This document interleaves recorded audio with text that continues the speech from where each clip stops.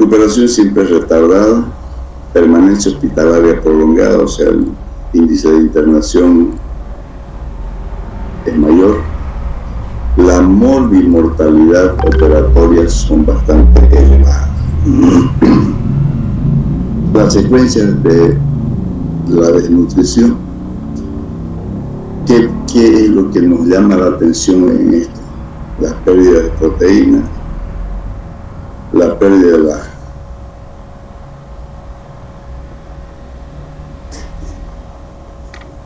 hipoproteinemia, o sea, la pérdida de proteínas, y las pérdidas de la función esencial. ¿Cuál es la función esencial? ¿Para qué sirven las proteínas? Y cuando esto no está bien, no solamente es el sitio quirúrgico, sino que existe una falla en todos los órganos, aparatos o sistemas. Va a haber fallas renales, fallas respiratorias, fallas cardíacas por sobrecarga. Entonces la secuencia esa es de la desnutrición. Métodos de evaluación nutricional. La historia nutricional, o sea, vamos a preguntar cuándo empezó a perder peso. La antropometría, la medición de parámetros bioquímicos, y ahí existen otros estudios como los antígenos cutáneos, evaluación nutricional funcional y la impedanciometría. Son métodos que nos permiten evaluar el estado nutricional de los pacientes. En la historia nutricional que nos interesa, el peso actual, el peso usual. ¿Cuánto es tu peso usual? El máximo peso que tuvo y en qué fecha, cambio en la ingesta, si empezó a hacer dieta o aumentó o disminuyó los carbohidratos o las proteínas, cambios en el apetito, dieta especial en la casa, patrón de hábito intestinal, náuseas o vómitos, aversión a las comidas, intolerancias o alergias, problemas mecánicos en la alimentación, por ejemplo, los pacientes que tienen acalasia de esófago por problemas de Chagas, donde el esfínter esofágico inferior pierde sus funciones fisiológicas, se oblitera, se cierra, se tranca, como ustedes quieran entender, y el paciente no puede deglutir. Son los problemas mecánicos de la alimentación, o tumores que vayan a comprimir el tubo digestivo. Uso de suplementos nutricionales, ocupación y actividad usual diaria, ingestión usual de energéticos y otros nutrientes, sobre todo en personas que hacen bastante actividad física. En el examen físico que nos interesa, el peso, la altura, el desarrollo esquelético con la fuerza muscular, hábito corporal, tejido celular subcutáneo. Ustedes saben que los pacientes con obesidad retienen más líquido y ya producen una hemodilución. Cambio de pelo indicativo de malnutrición, la famosa kwashiorkor, escasez, despigmentación, cerosis, hiperkeratosis folicular, edema depresible, ascitis, apatía, signos de deficiencia específica de vitaminas y minerales. Todo esto se tiene que consignar en la historia clínica de un paciente con sospecha de desnutrición. La antropometría, ustedes tenemos que tener lo siguiente consignado, y lo que hacen la historia clínica son ustedes, entonces ustedes tienen que consignar esto: la altura, el peso, el espesor del pliegue cutáneo y la circunferencia muscular del brazo. Estos dos parámetros son importantísimos. La medida de peso usual es la más importante. Con estos datos podemos calcular el porcentaje de peso ideal y de alteración del peso. Fíjense, una pérdida de peso mayor al 20% respecto al peso registrado hace 6 meses antes de la consulta, o un índice de masa corporal inferior a 18.5 kilogramos.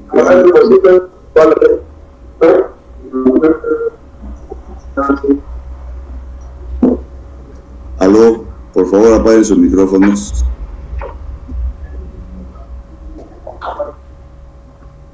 Entonces estas pérdidas son indicadores inequívocos para establecer el diagnóstico de desnutrición. ¿Cómo hacemos ese cálculo? El porcentaje de peso ideal es igual al peso actual por 100 sobre el peso ideal. Con esta regla, por favor, sus micrófonos. Con esta regla, ustedes van a calcular el porcentaje de peso ideal. Ahora, el porcentaje de peso usual, o sea, que normalmente usted tiene, para calcularlo usted hace lo siguiente: multiplica el peso actual por 100 y lo divide por el peso usual y le va a dar el porcentaje de peso usual de ese paciente probablemente desnutrido. Tenga mucho cuidado con la forma, por favor, cuando tenga que calcular las deficiencias en los pacientes desnutridos. Tenemos que también saber el porcentaje de alteración del peso que tenga ese paciente. Alteración del peso es igual al peso usual menos el peso actual por 100 sobre el peso usual. Eso nos va a dar en el cálculo el porcentaje de alteración del peso que tenga ese paciente. Esta fórmula lo utilizan mucho los de medicina interna y lo utilizan mucho los cirujanos que realizan las cirugías bariátricas, porque donde hay huesos. Si alguien conoce a esa persona que está con el micrófono abierto, por favor dígaselo, llámelo. Alejandro Blanco, tu micrófono, por favor. Interpretación de los datos en relación al porcentaje del peso ideal. Obesidad es la pérdida de peso ideal, el porcentaje de peso ideal a menor o mayor a 120%. No es 1120, sino 120%. Desnutrición leve, pérdida de peso ideal, 89, 85, o sea, entre 85 y 89. Desnutrición moderada entre 84 y 75%. Y desnutrición severa menor a 75%. Estamos hablando del porcentaje del peso ideal según las fórmulas anteriores. Índice de masa corporal. Para hacer el cálculo del índice de masa corporal hay que tener en cuenta la altura y el peso. Y esto nos va a dar el índice de masa corporal. Peso, altura al cuadrado, o sea, el doble de la altura. Hay una tabla que seguramente ustedes lo han visto en fisiología. Y aquí tenemos el índice de masa corporal según la edad. Este índice de masa corporal es utilizado muy a menudo con los nutricionistas para que ustedes puedan hacer el cálculo. En pacientes desnutridos ustedes difícilmente puedan manejarlo solo. Siempre tienen que apoyarse en nutricionistas para que puedan reponer lo que el paciente ha perdido. Aquí tenemos una tabla de Dubois, que es para ver el índice de masa corporal. El espesor del pliegue cutáneo. Con un paquímetro hay que medir el espesor del pliegue cutáneo en el tríceps, o también llamado espesor del pliegue cutáneo tricipital. Es obtenido en el brazo no dominante, en un punto equidistante entre el acromión y el olecrano. Repetimos: el pliegue cutáneo, el espesor del pliegue cutáneo tricipital es obtenido en el brazo no dominante, brazo verdadero, en un punto equidistante del acromion y el olecrano, por intermedio de un paquímetro. Circunferencia del brazo, o otro método de investigación para ver el estado nutricional del paciente. Es un indicador del estado de preservación del compartimiento muscular y se lo obtiene de la siguiente manera: la circunferencia. Circunferencia muscular del brazo es igual a la circunferencia del brazo por una constante que es 0,134 por el índice de masa tricipital, la circunferencia tricipital que habíamos hablado. Por ejemplo, los padrones antropométricos del pliegue cutáneo tricipital, la circunferencia del brazo y la circunferencia muscular del brazo. Esta circunferencia muscular del brazo se refiere a una masa muscular magra sin grasa. En el hombre el pliegue cutáneo tricipital es 12,5, en la mujer es 16,5. La circunferencia del brazo en centímetros, en el hombre 29,3 y en la mujer 28,5. En cambio, la circunferencia muscular del brazo, en el hombre de 25,3 y en la mujer 23,2. Estamos hablando de los patrones antropométricos del pliegue cutáneo tricipital, de la circunferencia del brazo y la circunferencia muscular del brazo. Medición de parámetros bioquímicos, pero también por medio del laboratorio usted puede medir el índice de masa corporal o la desnutrición del paciente. Aquí tenemos en cuenta el índice de creatinina por la altura del paciente, la albúmina sérica, la transferrina, el balance de nitrógeno y recuento del linfocito en sangre periférica. Índice de creatinina por altura. Refleja la masa corporal magra, o sea, básicamente la masa muscular sin grasa. Es importante comparar los valores en función de la altura y el sexo de los pacientes. Índice de creatinina por altura. ¿Cómo podemos hacer este cálculo?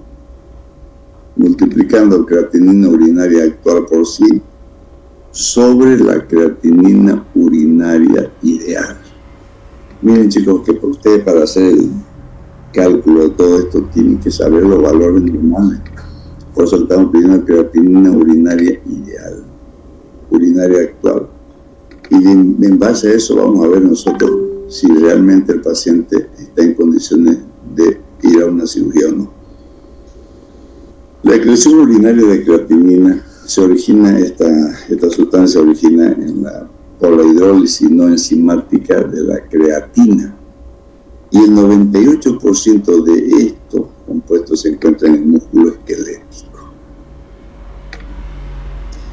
Entonces vamos a hacer la medición de la creatinina excretada en una colección de orina de 24 horas. Por eso seguramente tal vez en semiología ustedes han visto la recolección de orina para ver este tipo de proteinuria, para medir el tamaño del compartimiento muscular esquelético sobre todo. La albúmina sérica es en un adulto normal existen, fíjense ustedes, 300 gramos de albúmina, 120 en el espacio vascular, que equivalen a 42 gramos, 180 en el extravascular. En este espacio extravascular, unos 70 gramos que representan el 30-40% se localiza en la piel y el resto está distribuido en bajas concentraciones en los músculos y las vísceras. La albúmina sérica representa la mayor fracción proteica del plasma, 42 gramos de un total de 70. Y el sitio de síntesis es el hígado, que produce 12 gramos por día. Esta albúmina cumple varias funciones. Regula la presión oncótica, transporte de nutrientes y mensajeros a la célula y proteger el medio interno de sustancias tóxicas. Presión oncótica. La presión coloidosmótica plasmática es de aproximadamente 28 milímetros de mercurio. La albúmina tiene la función de transporte de sustancias orgánicas como los aminoácidos, los ácidos grasos, las bilirrubinas, hormonas y enzimas. La hipoalbuminemia en el preoperatorio de cirugía, hablando de cirugía mayor, ha sido encontrado como factor importante en el pronóstico, en la evolución de esa cirugía. Por eso que se habla que niveles séricos menores a 3.5 implican una mortalidad elevada. La hipoalbuminemia depende de baja ingesta proteica. ¿Cuáles son los niveles de albúmina? De 3 a 3.5 hablamos de déficit leve. De 2.5 a 3, déficit moderado. Albúmina menor a 2.5 gramos por ciento, déficit severo, y albúmina menor a 1.5 gramos, críticamente bajo. Solamente en el déficit severo y en el críticamente bajo, el paciente debe ser sometido a cirugía solamente si se trata de casos de extrema emergencia. En cirugía programada, no. Las principales consecuencias de la hipoalbuminemia: edema, hipocalcemia. Ustedes han debido ver en semiología el famoso edema carencial. La hipocalcemia, aumento de fracción libre de drogas, diarrea por mala absorción intestinal. Ustedes en una radiografía van a ver niveles hidroaéreos, imágenes en pila de monedas si se trata de un problema intestinal alto. Y por último, la cicatrización deficiente. Hemos dicho que el cemento de las anastomosis de la sutura son las albúminas. La transferrina es una glucoproteína sintetizada en hígado y su función principal es ligar, o sea, agarrar y transportar el hierro sérico. Se puede calcular transferrina de la siguiente manera, en esta fórmula. Transferrina es igual a la capacidad de combinación de hierro sérico por una constante de 0,68 más 21.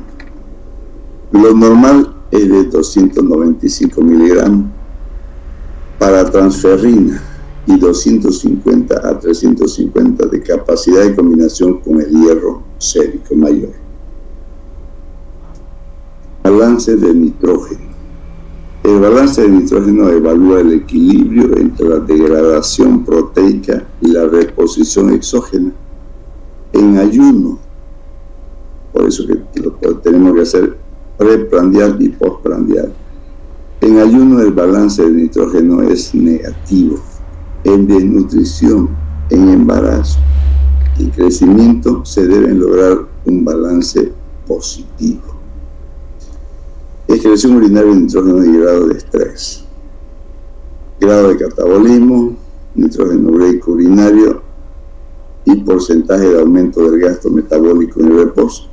Lo normal, el nitrógeno ureico es menor a 5 y el porcentaje de aumento es 0. Leve de 5 a 10 en nitrógeno ureico y el porcentaje de aumento es de 0 a 20. En grado moderado, de 10 y 15 para el nitrógeno ureico, y para el porcentaje de aumento del gasto metabólico es de 20 a 50, y severo menos de 15 y el porcentaje de aumento mayor a 50. Recuento de linfocitos en sangre periférica. La malnutrición proteico-calórica es generalmente reconocida como la causa más común de inmunodeficiencia adquirida. Una desnutrición proteico-calórica es aquel paciente que solo se alimenta de calorías, o sea, carbohidratos. Por eso viene la famosa desnutrición proteico-calórica. Recuento total de linfocitos es igual al número de leucocitos por el porcentaje de linfocitos. Así hacemos el recuento de linfocitos en sangre periférica. Variaciones de los linfocitos. Normal, 1500 por milímetro cúbico. De nutrición leve de 1200 a 1500. desnutrición moderada de 900 y 1200 y desnutrición intensa 900 milímetros por milímetro cúbico. ¿Qué hacemos con estos pacientes? ¿Cuál es nuestro plan? ¿Cuál es nuestro manejo? ¿Cómo vamos a hacer para que este paciente mejore? Evaluación en el preoperatorio. Los pacientes desnutridos que están sometidos a una cirugía o que van a ser sometidos deben recibir un apoyo nutricional por lo menos 7 a 10 días. La proporción de los nutrientes energéticos actualmente recomendada es la siguiente: 60% de carbohidratos, 30% de grasa y 10% de proteína. Las calorías. El gasto energético en reposo habitualmente se estima entre 20 a 25 calorías kilo peso. Esto para que tengamos en cuenta cuando tengamos que hacer una alimentación integral a los pacientes desnutridos. Los pacientes desnutridos toleran mal la sobrecarga calórica de tal manera que no es recomendable superar los 30 a 35 calorías por kilo de peso por día. Ellos se deben administrar en forma balanceada, un 15 a 20% como proteínas o aminoácidos y un 40 a 60% como carbohidratos, y el resto son lípidos. Esto es lo que yo quiero que ustedes tengan en cuenta, chicos, ustedes que están llevando semiología, y sean curiosos cuando ustedes vayan a pediatría y vean la fórmula de alimentación. Equivalencias calóricas: proteína o aminoácido, un gramo es igual a 4 calorías. Los carbohidratos también dan 4 calorías, la glucosa da 3.4 calorías, lípidos 9, emulsiones de lípidos endovenosos 1.1, 10% al 20% si estas emulsiones están a ese porcentaje de 10 a 20%, 2.1 calorías.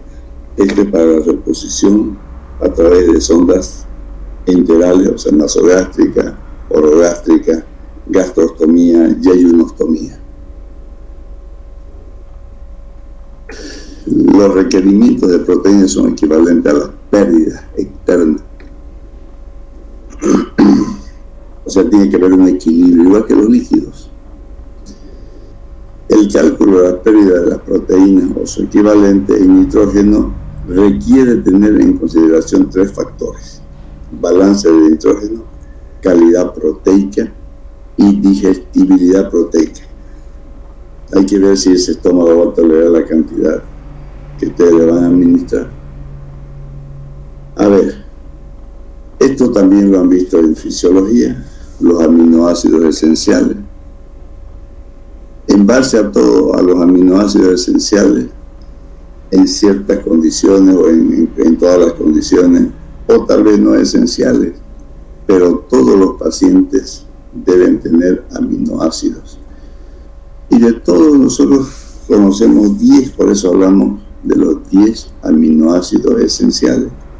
Alguna vez yo le di una frase un poco larga, pero que son muy fáciles de recordar, que se refiere a los 3 histólogos argentinos que metieron en sus valijas leucocitos fenicios y solo se limitaron a triturarlos. ¿Se acuerdan que se lo dije? 3, treonina, histólogo, histidina, argentino, arginina, metieron metionina, en sus valijas valina, leucocitos, leucina, fenicio, fenilalanina, y solo isoleucina.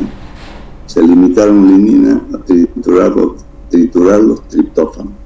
Entonces, en esa frase larga tenemos nosotros los 10 aminoácidos esenciales que debemos darle a los pacientes. La proporción suministrada de aminoácidos esenciales o no esenciales debe variar si se trata de un individuo eutrófico o desnutrido. En el desnutrido, la cantidad de aminoácidos esenciales debe corresponder al 45% del total. Y hay personas que consumen esa cantidad sin ser desnutridos, como por ejemplo los gimnastas, ¿no? Los que hacen ejercicio todos los días. Requerimiento de aminoácidos esenciales para adultos, miligramos por kilo peso por día. Ahí está. ese cuadrito, la histidina 8 a 12, isoleucina 10, leucina 14. La que menos te proporciona es la treonina, ¿cierto? Cálculo de los requerimientos proteicos en individuos sanos. Dos formas podemos hacer los cálculos: método factorial y el balance nitrogenado. El método factorial tiene en cuenta lo siguiente: las pérdidas obligatorias del nitrógeno, 54 milikilos peso día, y el coeficiente de variación entre 10 y 15%, la pérdida de aminoácidos libres en orina al 10%, digestibilidad y la calidad proteica. La OMS y la FAO han dado nuevos valores de requerimiento proteico para individuos sanos con base en proteínas de alta calidad y digestibilidad. Requerimiento de proteína en individuos sanos: en adultos 0,75 gramos kilo peso día, y si la paciente embarazada igual 0,75, pero a esto le aumentamos 30 gramos más por día. Y tenemos las edades que nosotros tenemos que tener en cuenta para poder dar las proteínas a los pacientes. Ahora, ¿cómo alimentamos? Necesitamos darle minerales y vitaminas, sí. El aporte de electrolitos debe adecuarse a las necesidades individuales, y eso tenemos que recordar: líquidos y electrolitos que hemos visto: sodio, potasio, cloro, magnesio, calcio. Se debe administrar calcio, magnesio, fósforo, oligoelementos, incluyendo zinc y vitamina hidro y liposoluble. ¿Dónde se absorben las vitaminas liposolubles? En el ilion terminal. ¿Cuáles son? La A, E, D y K. Vías de nutrición oral, enteral o parenteral. Depende de cómo tolera el paciente. Las vías para el apoyo nutricional dependen de la función gastrointestinal. Si el paciente puede inferir por vía oral un 70% de las recomendaciones, se debe optimizar esa vía con suplementos orales y solamente dejar la parenteral o la nasoenteral en casos extremos. Si ello no es suficiente, se indica nutrición enteral por sonda de 8 a 12 French, o sea, una sonda gruesita, para que no se tape con el preparado que hagan de los nutrientes, que se inserta por la nariz o por la boca hasta el estómago, al duodeno, o incluso sondas nasoyeyunales. Y como sabemos que estamos en yeyuno, estas sondas tienen en la parte final un baloncito de mercurio. Entonces usted le saca una radiografía y va a ver que la sonda está colocada donde usted quiere que se coloque en yeyuno. La nutrición parenteral puede hacerse como suplemento de algunos nutrientes, o puede ser una nutrición completa por vía periférica o central, dependiendo del estado nutricional del paciente y la premura que usted tenga para operar a ese paciente. Bien, sigamos con el otro tema.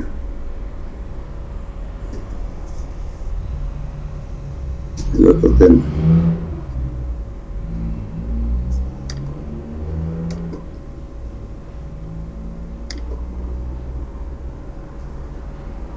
¿Se ve? ¿Se ve la diapositiva, jóvenes? Sí, doctor, se ve. Gracias. Nutrición enteral. Cuando ustedes escuchen decir enteral, significa que es a través del intestino. Y vamos a ver algunas cositas que son interesantes, que seguramente, ojalá, que el próximo año en cuarto lo profundice. Nutrición enteral: conjunto de técnicas que permiten la administración de alimentos directamente al tubo digestivo, distalmente a la cavidad oral. Aquellos pacientes que tienen dificultad para deglutir, acalacias de esófago, tumores de esófago. Criterios de alimentación enteral: ingestión oral insuficiente, capacidad de absorción intestinal insuficiente, previsión de uso de esta técnica por tiempo mayor a 3 días. Entonces tenemos que utilizar, fíjense esa figura, jóvenes, cómo medimos una sonda para saber que está en estómago, aparte de que usted insufla o salga el contenido gástrico. Miren, de la punta de la nariz al lóbulo de la oreja y hasta el epigastrio, a nivel del apéndice sifoide. Esa es la medida correcta que ustedes tienen que introducir la sonda desde la nariz para que estén seguros de que está en el estómago. Punta de la nariz, lóbulo de la oreja y apéndice sifoide. ¿A qué paciente le vamos a hacer? A pacientes que no pueden alimentarse, ingestión oral insuficiente, alimentación que produce dolor y disconfort en el paciente, disfunción del tracto gastrointestinal. Contraindicaciones: no debemos dar alimentación enteral a aquellos pacientes que tienen un hilo dinámico, o sea que el intestino está paralizado, que no se mueva. En aquellos pacientes que tengan obstrucción intestinal de cualquier tipo, tumoral, biliar, bridas, adherencias, vómitos repetidos, no se le puede dar porque igual lo va a vomitar, significa que hay algo que está obstruyéndolo. Pacientes que pueden nutrirse por vía oral, entonces no podemos ponerle sonda a un paciente que pueda tolerar la vía oral. Vías de administración: alimentación oral, métodos artificiales administrados por tubo. ¿Qué hacemos? Ingreso por orificios naturales, por la boca, por la nariz, de corta duración, menor a 6 semanas, mayores incluso. Si es que usted va a atender a un paciente con una sonda nasogástrica más de 3 semanas, preferentemente hacer otro tipo de procedimiento quirúrgico que lo vamos a ver más adelante. Ostomías creadas quirúrgicamente de larga duración mayor a 6 semanas. Faringostomía, gastrostomía o yeyunostomía. De estas, la yeyunostomía es la más utilizada, es la que mejor resultado da, es la mejor tolerada a los pacientes siempre y cuando se lo realice con técnicas apropiadas. Como creo que nos va a quedar un poco de tiempo, sin que sea tema de examen, vamos a hacer la yeyunostomía y la gastrostomía como práctica, por si el daño no lo puedan ver en cirugía 2. Sondas de alimentación. ¿Qué complicaciones nos pueden dar? Necrosis por presión, sobre todo se ha visto necrosis en el ala de la nariz porque está fijada ahí la sonda. Esofagitis por reflujo, porque al estar el cardias abierto, entonces va a haber reflujo. Y ese paciente, al tener reflujo, va a ser úlcera de esófago, va a ser úlcera de estómago, puede haber hemorragia de estómago. Peor aún si se lo aspira y la punta de la sonda, que tiene un orificio, va a succionar la mucosa del estómago y puede sangrar. Por eso que las sondas nasogástricas, cuando usted las inserta, no debe succionar. Cuidado del procedimiento. Hay unas imágenes que son muy elocuentes, que nosotros tenemos que tener mucho cuidado en hacerlo. Fijar la sonda primero, porque no es nada bonito que a un paciente se le coloque sonda y por un descuido nuestro se salga y tenga que volverlo a poner. Mantener infusión continua en sondas de calibre más fino. ¿A qué se refiere? Que una vez que usted le pasó la alimentación, tiene que pasarle un suerito glucosado al 5% o al 10%, una gotita, 10 gotas, 20 gotas por minuto, solamente para que la sonda no se obstruya con el contenido gástrico. Y hay que posicionarlo lejos del píloro para disminuir el riesgo de gastritis por reflujo o esofagitis por reflujo o aspiración gastroesofágica. Entonces, por eso que es importante que tengamos en cuenta la medición. La punta de la nariz, al lóbulo de la oreja, al apéndice sifoide. Complicaciones de esta sonda. obstrucción de sonda por dieta muy densa, por eso que después de la dieta hay que pasarle el suero o lavarlo con una jeringa con suero fisiológico. Aspiración del contenido gástrico que se vaya al esófago o vaya a vía aérea.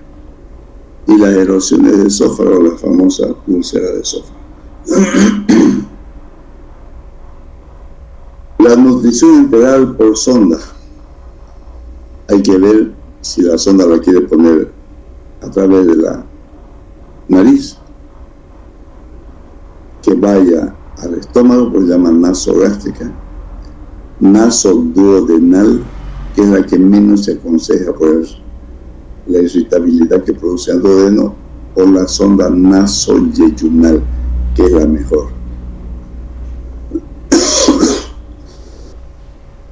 Si estas tres no pueden hacerse, entonces hay que ir a la parte quirúrgica, la gastrostomía, que lo puede hacer endoscópica, la puede hacer quirúrgica, o lo puede hacer guiada por radiología, por fluoroscopía. Si es una yejunostomía, que también se la puede hacer con endoscopía, se la puede hacer quirúrgica, que es la que mejor resultado da y es una técnica muy sencilla, y también se puede ayudar por una imagen radiológica, porque hemos dicho que la sonda, esa se llama sonda de Levin, tienen en la punta mercurio. Gastrostomía. Si hablamos de una gastrostomía, hay una técnica que se llama la técnica de Stam. Es hacer un orificio en el estómago, hacer una jareta y exteriorizar la sonda a través de la pared abdominal. Esta técnica es quirúrgica, o sea, es hecha en quirófano, lo hace un cirujano a través de una pequeña incisión a nivel de epigastrio. También se la puede hacer endoscópica. Ahora ya con el advenimiento de nuevas técnicas y nuevos equipos, usted puede hacer una gastrostomía endoscópica, pero la gastrostomía quirúrgica o endoscópica siempre tienen complicaciones, producen atrofia de la mucosa gástrica, pueden producir úlceras gástricas. Entonces, por eso que la gastrostomía está muy poco utilizada actualmente, se utiliza más la yejunostomía. Esta es la técnica imagenológicamente mostrada. Agarran con dos pinzas ali, vago, dubar el estómago, hacen una jareta. Fíjense en la última imagen superior de su mano derecha, se ven los puntitos de la jareta, y la sonda que tiene ahí se llama sonda Petzer, que tiene una oliva como un hongo con varias perforaciones. Entonces se lo fija con una jareta y se lo exterioriza a través de la pared abdominal y queda la sonda cerrada, y por ahí pueden dar su alimentación cuando la obstrucción del tubo digestivo es alta. Esta es la que mejor resultado da, la yejunostomía, porque la absorción que nosotros tenemos de nuestros nutrientes a nivel del intestino delgado. Ustedes saben que la fase de la digestión son tres: la cefálica, la gástrica y la intestinal. La yejunostomía con catéter, alimentación para corto plazo, paciente con desnutrición severa y ayuno mayor a 10 días, operaciones mayores de esófago, duodeno, páncreas o del árbol hepatobiliar. Paciente politraumatizado con impedimento de utilizar la vía oral, o sea, aquellos pacientes pequeados o cualquier otro tipo de patología que el paciente está intubado y no va a poder deglutir, entonces hay que hacerle su yejunostomía. O pacientes con cáncer que compromete la ingesta adecuada, sobre todo el tubo digestivo alto. La yejunostomía por tubo utilizada en alimentos por alimentación prolongada cuando está contraindicada la gastrostomía. ¿En qué caso estaría contraindicada la gastrostomía? Aquellos pacientes que han ingerido sustancias químicas que han producido una alteración en su mucosa, en aquellos pacientes que tienen deficiencia de vitamina B, que es el factor intrínseco de Castellet para la maduración de los glóbulos rojos, y usted le haga una gastrostomía, una incisión, le está quitando lo poco que producen, se lo está quitando. Podemos hacer una gastrostomía en IDRUC, acceso permanente para introducir cuando no se puede usar el estómago, pero ya eso es una cirugía mayor, es una yejunostomía en IDRUC. Significa que el yeyuno hay que llevarlo y unirlo al estómago y hacer otra anastomosis. Son procedimientos mayores, pero como conocimientos básicos de yejunostomía en IDRUC. Dieta por gastrostomía. 3.000 a 3.500 calorías en 24 horas. Fíjense, esa es la técnica de la gastrostomía de tipo STAM, donde han puesto una sonda Foley en este caso y lo exteriorizan por la pared abdominal. Por yejunostomía hay varias recomendaciones dependiendo del tipo de paciente, de baja osmolaridad. Eso es, todas las alimentaciones enterales se la debe pasar gota a gota, no a chorro, porque le puede producir una molestia, un disconfort en el paciente, hasta pueden vomitar. Siempre se la tiene que adaptar dependiendo del tipo de paciente. Se puede utilizar antiespasmódicos o antidiarreicos, porque los pacientes con dieta, sobre todo en los primeros días, van a presentar náuseas, vómitos o diarrea. Generalmente se debe utilizar dieta de alto valor calórico y que sean poco irritantes de la mucosa intestinal, entre 4.000 hasta 5.000 calorías, dependiendo del tipo de paciente, sobre todo esa cantidad de calorías por día en los pacientes quemados. Comunes: carne liofilizada o digerida, derivado de soya. En este caso hay que tener mucho cuidado en los pacientes operados del tubo digestivo, porque la soya produce mucha distensión. Facilidad de ejecución, manejo, baja osmolaridad y costo. Está permitido el uso de antiespasmódico, antidiarreico en estos pacientes también. O la dieta de rutina iniciará 24 a 48 horas postoperatorio, dependiendo del tipo de cirugía. Los pacientes operados del tubo digestivo no se le debe administrar dieta hasta que el paciente tenga ruidos intestinales o empiece a evacuar gas. Esta dieta corriente o rutinaria no se debe administrar en pacientes que tengan distensión, cólicos, dispepsias o diarreas. La dieta por yejunostomía, la dieta de rutina, tenemos la fase A, se administra las primeras 24 horas. Estas dietas son en pacientes que cirugías menores, apéndice, hernia o vesícula que no tengan ninguna complicación. En la fase B, el volumen permanece igual a la fase A, solo que aumentamos un poco de calorías. La fase C se adapta después de la fase B, debe ser administrado el volumen total en 12 horas.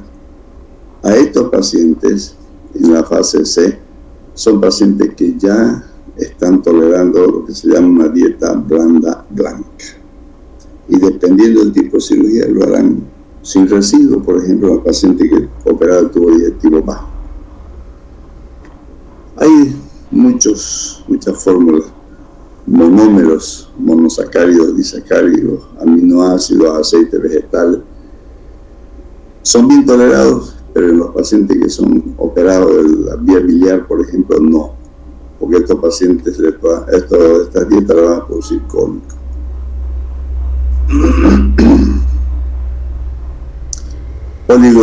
Oligoméricas o peptídicas, osmolaridad baja, amplia tolerancia digestiva y la cantidad de lípidos solamente el 25%. Las poliméricas contienen nutrientes en forma de polímeros constituidos por alimentos enteros o mínimamente tratados, lípidos de 25 a 55%, de la energía total. Carbohidratos al 60%. Clasificación con base en características clínicas fisiológicas. Bajo contenido proteico, ¿en qué paciente con insuficiencia renal y hepática? Bajo contenido en grasa, en pacientes con insuficiencias digestivas, hígado graso, cirugía de hígado, hepatopatía de cualquier clase, hepatitis, por ejemplo. Bajo contenido en carbohidratos en pacientes con insuficiencia cardíaca y respiratoria. Cuidados específicos. En datos generales hay que mantener el control estricto de los signos vitales, el peso, el perímetro abdominal, sustancia infundida, excretadas. Si el paciente tiene un buen tránsito intestinal, si no presenta vómito. Sonda y sistema de infusión, si el paciente requiere. Y condición de la piel y la mucosa para ver si está bien hidratado. Y buscar el pliegue cutáneo si tiene. Los cuidados específicos en el examen clínico, evaluar por sistema y aparato como cualquier historia clínica o como cualquier paciente. Ver si no hay intolerancia digestiva, si en su laboratorio existe un desequilibrio hidroelectrolítico. ¿Qué laboratorios nos interesan sobremanera en este tipo de pacientes? La proteína, albúmina, la glucosa, la urea y la creatinina, el ácido úrico y un urinograma.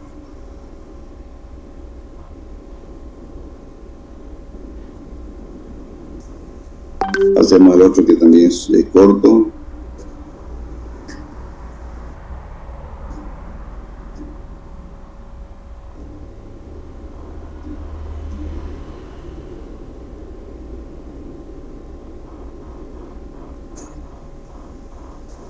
¿Se ve? Sí, doctor, ¿se ve? Ok. Antes de hablar de nutrición parenteral, quiero decirle que aparte de la gastrostomía con la técnica de STAM, hay una que es la nutrición enteral, o sea, la yeyunostomía tipo Witzel se llama. Es la que más se utiliza, pero tiene un inconveniente si usted no realiza una buena técnica, porque puede acodarse y producirle una obstrucción intestinal iatrogénica por el acto quirúrgico. Entonces hay que buscar una forma de fijarlo de tal forma que esta yeyunostomía tipo Witzel no vaya a producirle obstrucción. Eso es lo que quiere decir que lo vamos a hacer en práctica. Nutrición parenteral es la administración de nutrientes por ruta distinta al tracto digestivo, en general a través del sistema circulatorio. Dependiendo del tipo de alimentación, usted le va a dar por vía periférica o por vía central.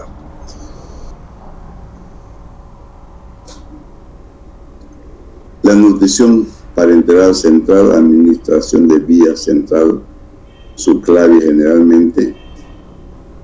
También se puede utilizar la yugular o la femoral.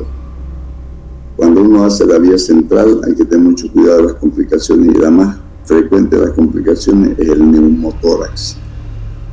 Usted lo puede tener por larga duración mayor a 7 a 14 días, incluso más, pero hay que tener mucho cuidado de no tenerlo demasiado tiempo. El mismo catéter se lo puede cambiar porque puede producir trombosis, tromboembolismos. Cubrimiento total de los requerimientos por vía endovenosa. Osmolaridad elevada y no producen lesiones vasculares. Nutrición parenteral periférica, administración por vía periférica, corta duración, menos de 14 días. El cubrimiento de las nutrientes son parciales. La dieta mixta, si es posible, sea vía oral y parenteral superficial o por vía superficial, es de osmolaridad baja. Nutrición parenteral, alimentación complementaria, sobre todo en los pacientes desnutridos, en los pacientes que van a ser sometidos a una cirugía compleja, en los pacientes que están intubados por diferentes tipos de patologías. Es intravenosa. Todos los nutrientes son administrados por ruta intravenosa, generalmente central cuando son por muchos días. Soporte nutricional parenteral parcial, eso lo puede hacer por vía periférica, generalmente para administrar aminoácidos, glucosa, grasa, pero también puede hacerlo por vía central, pero generalmente lo reponen por vía periférica. Indicaciones: preparación preoperatoria en los pacientes que tengan esófago, que van a ser sometidos a una esofagectomía, estenosis inflamatoria del esófago, esofagitis por reflujo, o sea, la enfermedad de Barrett que se llama, estenosis maligna, tumores de esófago, obstrucción pilórica por cualquier origen, postoperatorios de cirugías mayores, resecciones ampliadas, colectomía parcial ampliada o colectomía total, panhisterectomías, nefrectomía o anastomosis de riesgo.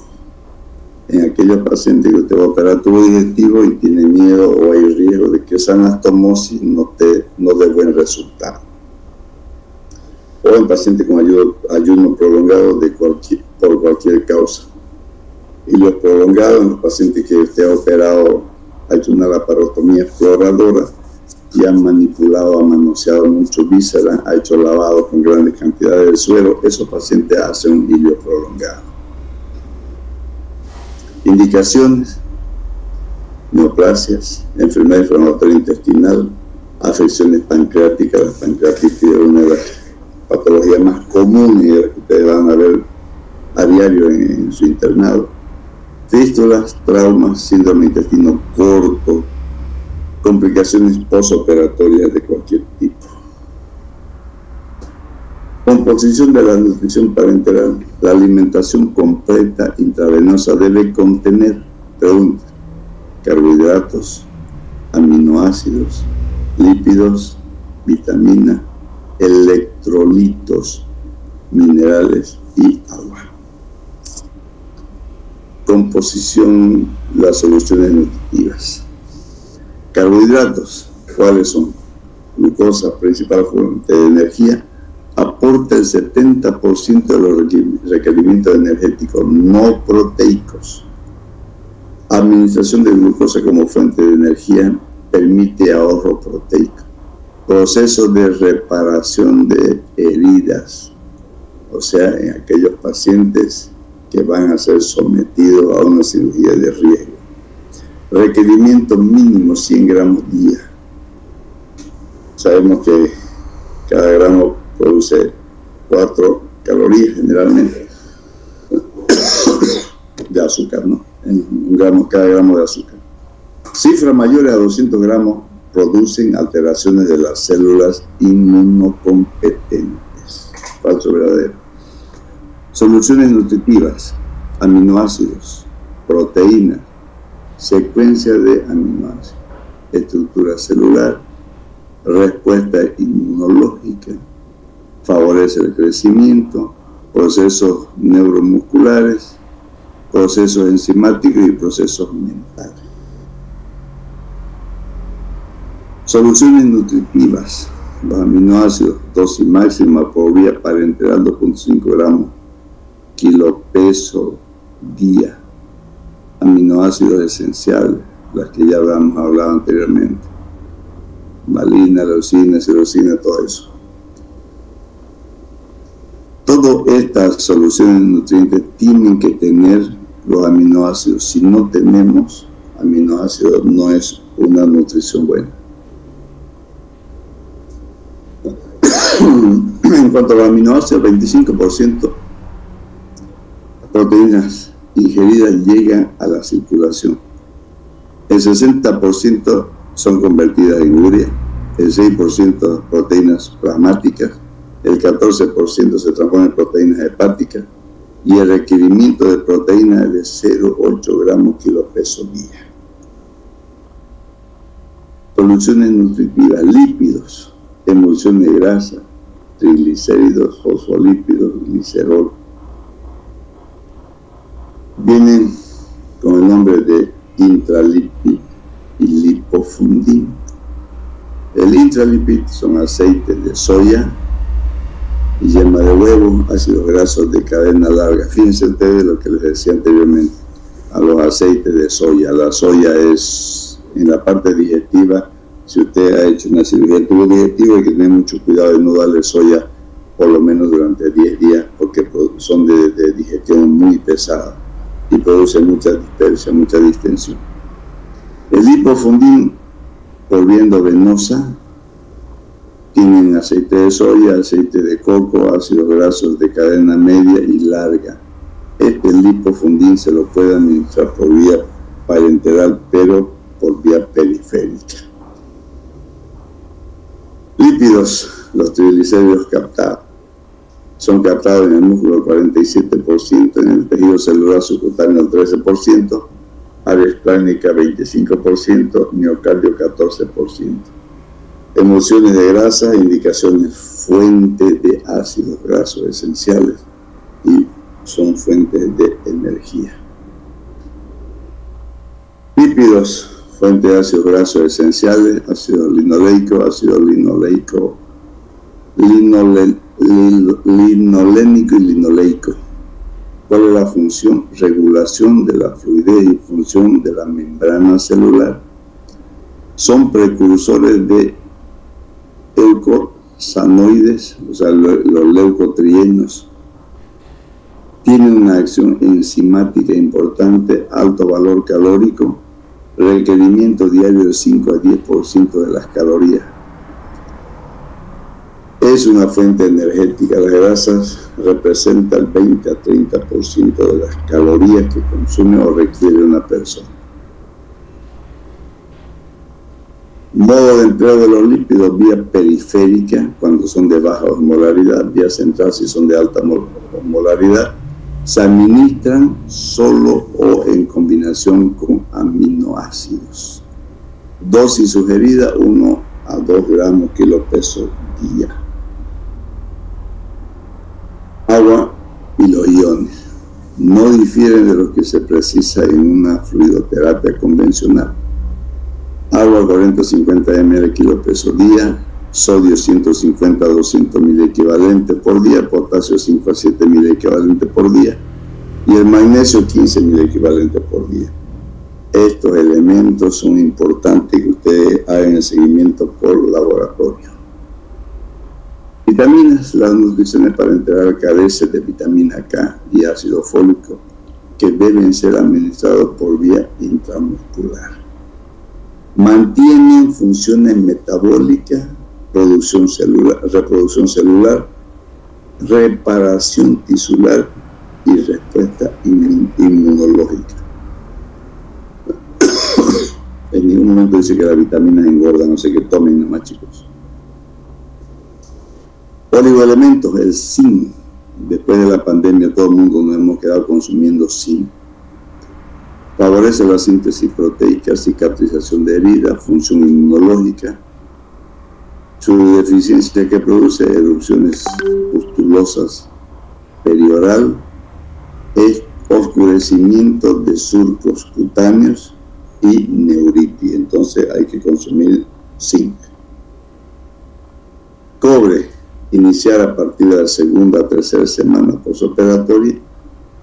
Favorece la eritropoyesis, la leucopoyesis, síntesis de mielina. Favorece o interviene en la inmunidad, que produce su deficiencia, anemia microcítica. Por eso vean ustedes los valores hematemétricos que tanto les recalco. Entonces ustedes cuando ven una anemia microcítica, entonces podrán decir que ese paciente tiene un déficit de cobre. Produce osteoporosis, degeneración del sistema nervioso central y despigmentación. El cromo permite la utilización adecuada de glucosa por el organismo, metabolismo de lipoproteína y síntesis proteica, y su deficiencia favorece la sensación o la alteración o el desequilibrio en los pacientes diabéticos, neuropatías periféricas y encefalopatías. selenio previene degeneración del páncreas, interviene en el control de reacciones por radicales libres, actúa sinérgicamente con la vitamina A y E, donde en el ilión terminal junto con la D y la K, ADEC. Magnesio estimula la síntesis hepática de colesterol y ácido graso y favorecen o intervienen en la síntesis de mucopolisacáridos. El hierro es algo que tenemos que tener muy en cuenta en la eritropoyesis, en el transporte de oxígeno, en el transporte de electrones, formación de DNA, defensa del huésped, deficiencia, cualquier que produce la deficiencia del hierro, anemia microcítica, susceptibilidad a infecciones, linfopenia, actividad bactericida y PEC. El molibdeno, ustedes estoy seguro que ni se acordaban de este elemento, favorece el metabolismo del ácido úrico y su deficiencia produce cambios mentales, taquicardia y taquipnea. ¿Cuáles son los requerimientos que nosotros tenemos diariamente? En los hidratos de carbono 3 a 5 miligramos kilo peso, en los lípidos menos de 1 gramo, los aminoácidos 1 o 2, potasio 60 a 100, el sodio mayor a 60, el calcio de 10 a 15, el fosfato de 20 a 40 y el magnesio de 8 a 20. Causa de desnutrición en pacientes quirúrgicos: disminución de la ingesta alimentaria, lesiones obstructivas, anorexia, enfermedades consuntivas, o sea, patologías crónicas, neoplasia, infecciones crónicas, en estados hipercatabólicos, quemaduras, fiebre, hipertiroidismo, disturbio de absorción en el síndrome de mala absorción, en la pancreatitis crónica de cualquier origen. Efecto de la desnutrición sobre el paciente quirúrgico. Esto sí tenemos que valorarlo todos los días en los pacientes quirúrgicos. Alteraciones de la composición corporal en la desnutrición: aumento del agua corporal total, disminución de reservas de grasa, disminución del tejido muscular, disminución o aumento de los líquidos extracelulares que van a producir edema, aumento del volumen plasmático, anemias dilucionales, reducción del volumen eritrocitario, disminución de la concentración de sodio, aumento discreto del potasio. Cuidados mínimos de asepsia en preparación de la solución. Mínimo que tenemos que hacer es lavarnos las manos antes de colocar realizar este tipo de procedimiento y hacer una buena asepsia del campo o del lugar donde se va a hacer la inserción de estas sondas o catéteres. Lavar manos, desinfección del lugar de la reparación, utilizar nutrientes en envases nuevos, desinfectar tapas de frascos de nutrientes, sumergir toda la ampolla en alcohol absoluto. Una vez preparado, conectar inmediatamente la flebocrisis, o sea, hacer la punción venosa. Rutina de alimentación parenteral, disponibilidad de todos los nutrientes, es lo que nosotros buscamos. Reevaluación clínica de laboratorio cada 24 horas. Diabetes mellitus, insuficiencia cardíaca, congestiva, insuficiencia renal, insuficiencia hepática. Esas cosas tenemos que ver porque podemos en algún momento presentar, o el paciente presenta alguna de estas patologías o alteraciones. Concienciar al personal médico acerca de los cuidados específicos que tengan este tipo de nutrientes. No podemos mezclar soluciones muy ácidas porque van a producir una inflamación, una irritación de las venas, la famosa flebitis. Y esta flebitis como complicación pueden presentar trombosis. ¿Y cómo vamos a ver que estamos en vía? Colocamos y cuando veamos que la sangre vuelve a través del catéter, entonces sabemos que estamos correctamente. Prescripción, secuencia de uso. 100 ml, individuo más de 40 kilos. Aumentar 500 ml cada 2 días de acuerdo a la glucosuria. Máximo 2000 a 2500 ml. Si la glucosuria muestra niveles elevados, administrar 15 unidades de insulina y control en las 4 a 6 horas siguientes. Si la glucosuria mantiene elevada, administrar insulina 30 unidades. En el mismo frasco hasta negativizar los controles.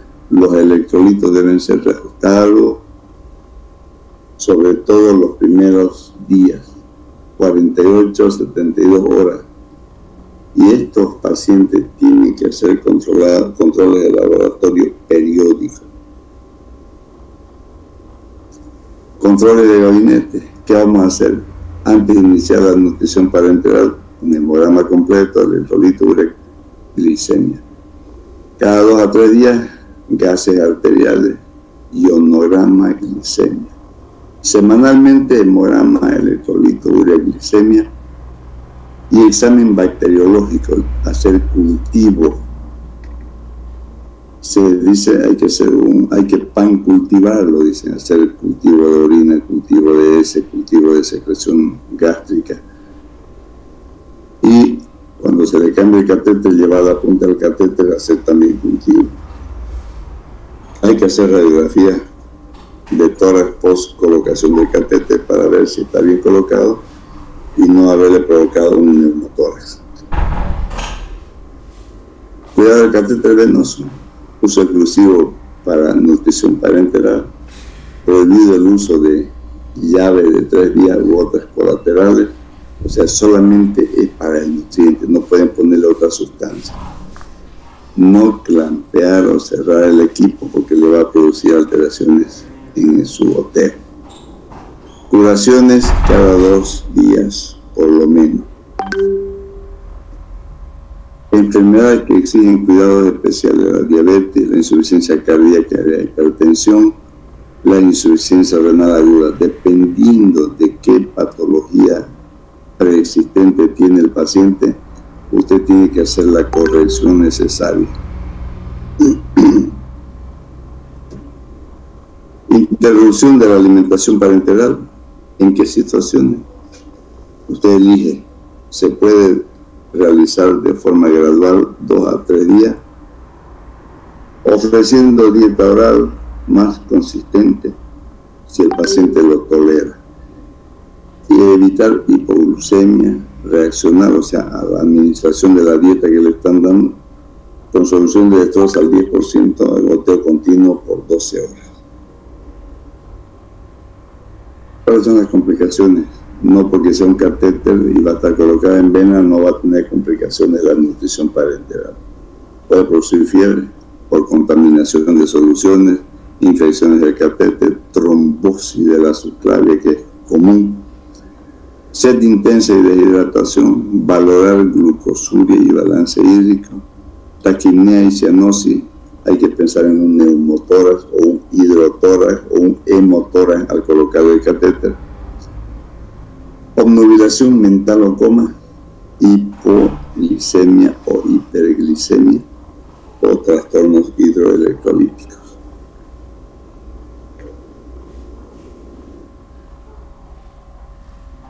Bueno,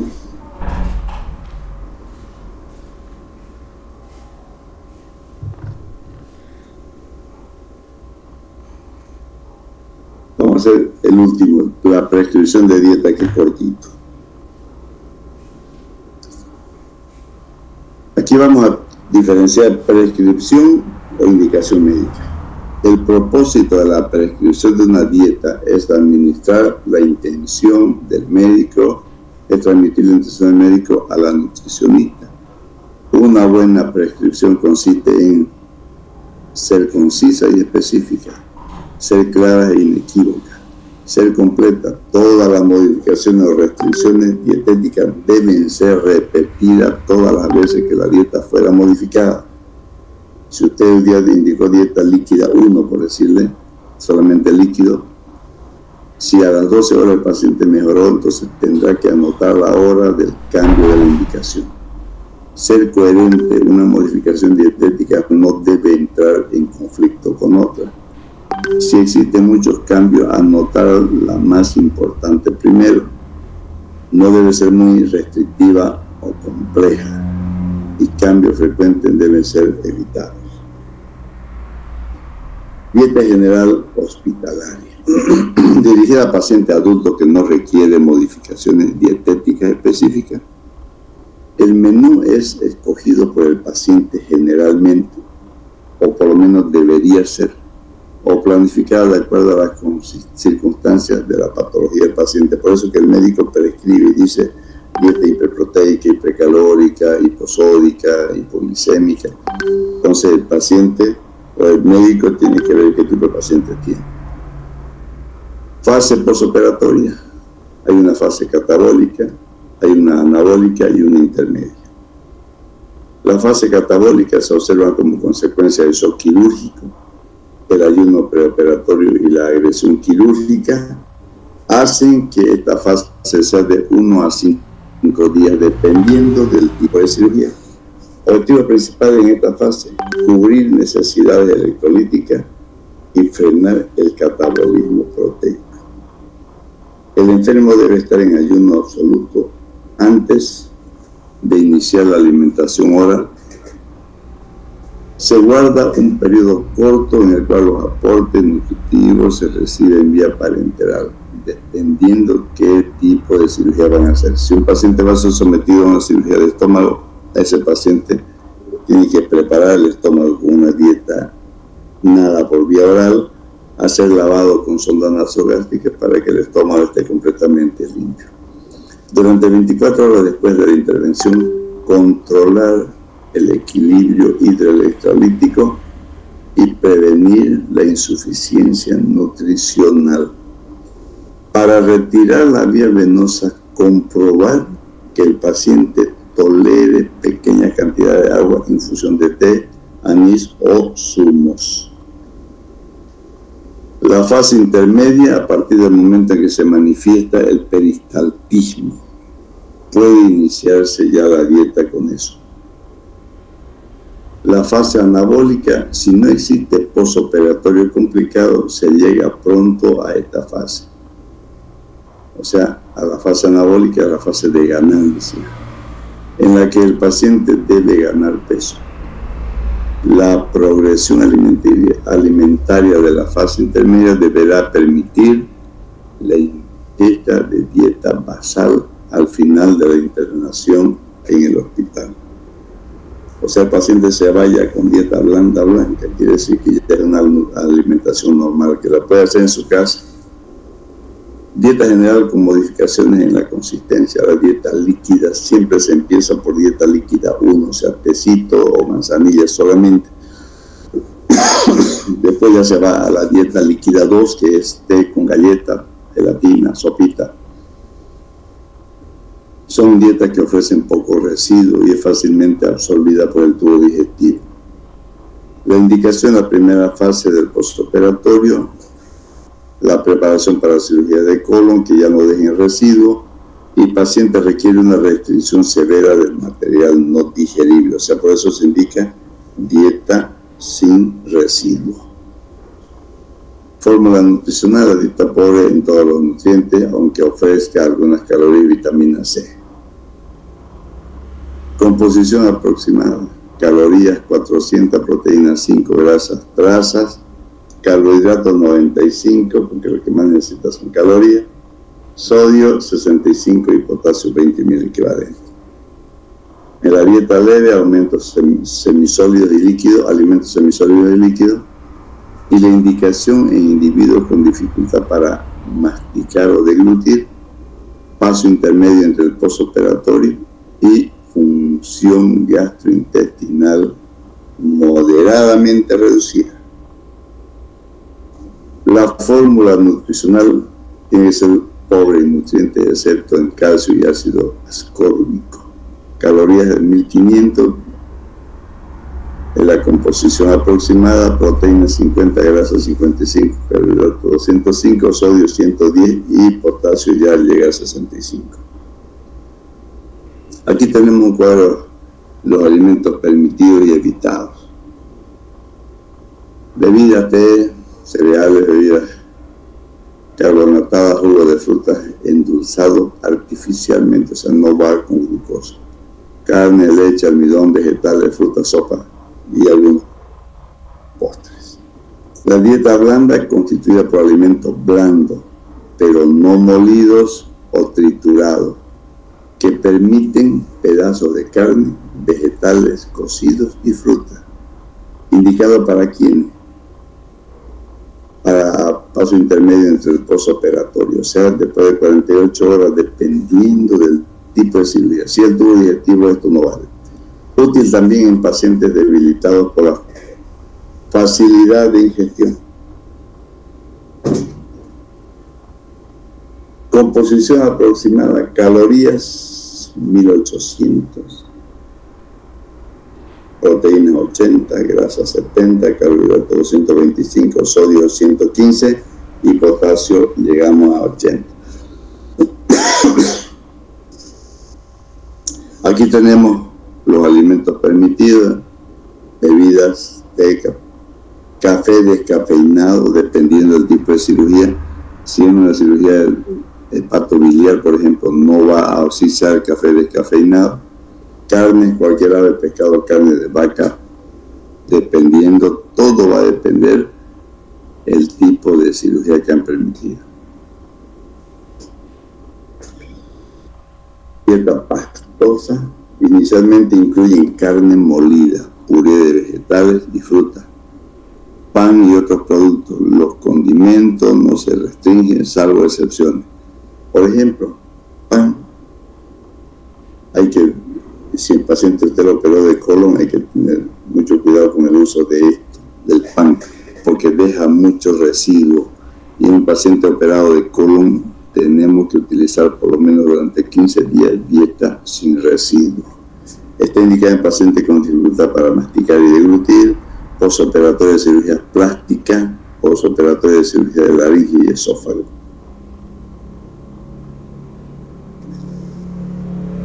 Bueno, niños, no voy a desvelar más, aquí no vamos a quedar, nos quedan dos temas, que pónganme un horario a cualquier día, puede ser en el horario de práctica, para que completemos los dos temas que nos faltan. Pónganse ustedes de acuerdo, por favor, y me avisan qué día. Mañana en la tarde, pasado mañana, cualquier horario en la tarde que ustedes tengan tiempo a la hora de práctica, 1:30, 2:45. ¿Está bien? Sí, está bien, doctor. Entonces, Rolando, a usted se ocupa de hablar con su compañero y me avisa ya. ¿Ya? ¿Le lanzo para el... ¿Ya? Sí. Bueno, chicos, van a disculpar que lo hubiera tenido hasta esta hora. Que tengan ustedes una buena noche, un descanso reparador. Muchas bendiciones para todos. Igualmente, doctor. Muchas gracias. Que tenga buena noche. Hasta luego, doctor. Hasta luego, doctor.